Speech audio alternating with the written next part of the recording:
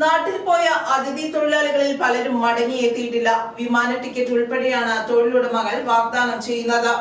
പെരുമ്പാവൂരിലാണ് ഏറ്റവും കൂടുതൽ അന്യസംസ്ഥാന തൊഴിലാളികൾ ജോലി ചെയ്യുന്നത്.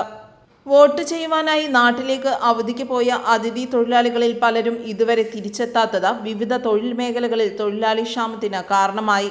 നിർമ്മാണം, ഹോട്ടൽ, പഴം, പച്ചക്കറി, മത്സ്യമാംസ വിപണനം തുടങ്ങിയ മേഖലകളിലാണ് പ്രതിസന്ധി കൂടുതൽ അനുഭവപ്പെടുന്നത്.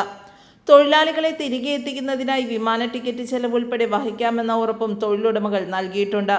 ഇതോടൊപ്പം ഉയർന്ന വേതനവും താമസ സൗകര്യങ്ങളും വാഗ്ദാനം ചെയ്യുന്നവരുമുണ്ട്. എന്നാൽ നാട്ടിൽ ലഭ്യമായ തൊഴിലവസരങ്ങളും കുടുംബ സാഹചര്യങ്ങളും കാരണം പലരും മടങ്ങിയെത്തുന്നതിൽ മടിച്ചു നിൽക്കുന്നതായും സ്ഥാപന ഉടമകൾ പറയുന്നു. പല തൊഴിലിനും മലയാളികളെ ലഭിക്കാത്ത സാഹചര്യത്തിലാണ് അതിഥി തൊഴിലാളികളെ ആശ്രയിക്കേണ്ടി വരുന്നത്.